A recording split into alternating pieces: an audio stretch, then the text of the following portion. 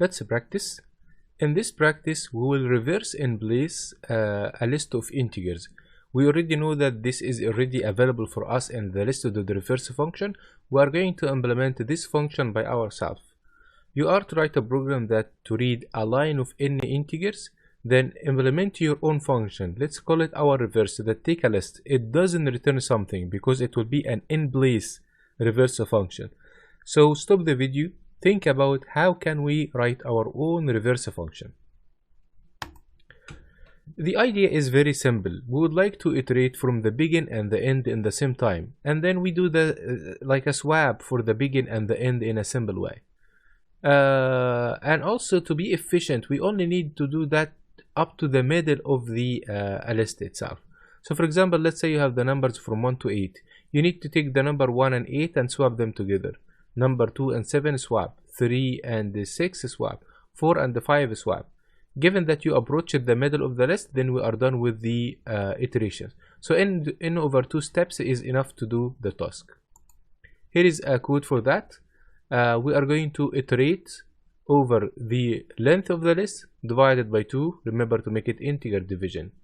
And now if position 1 is from the begin, we can compute position 2 to be in the opposite.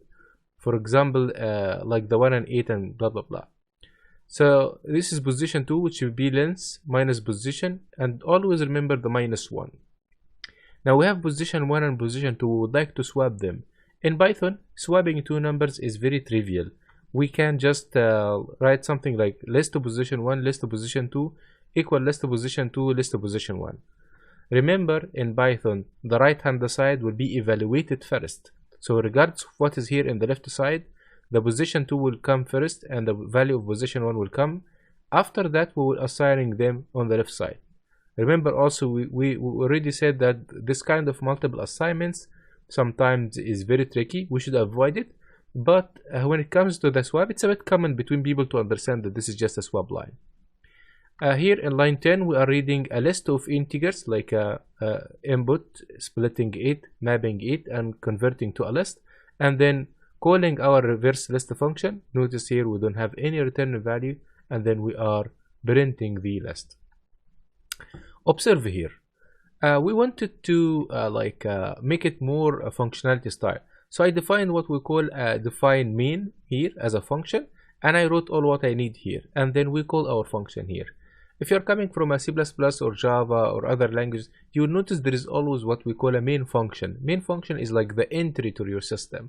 So here I'm simulating that I define function named in main, and then I called it from here, and the main is calling this guy. Actually, in Python, there is something interesting.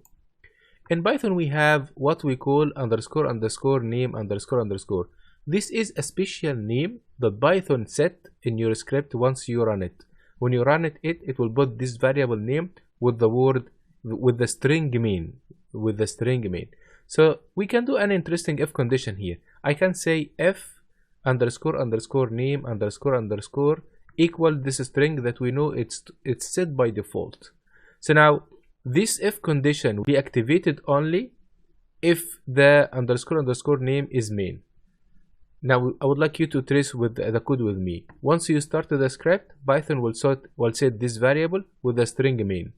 This line is printed normally, this function, and when we come to this if condition, it will be always true, so you get inside it. So it gives the sense of the main. Now the question here, what is the value of that if it's always true?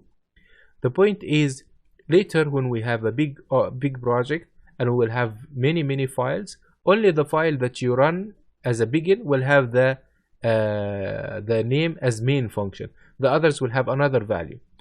This means that only this section will be activated for only the single file that you are calling from it, but this if condition will not be active in other files. This is very useful in testing and many things. Probably we'll get that more when we go later to structuring the project, but for now start to use this main style. It's very useful and very nice. Give you the sense that here is like the main logic of our program start. But remember, Python is still processing your code line by line, not like other programming languages. That's all.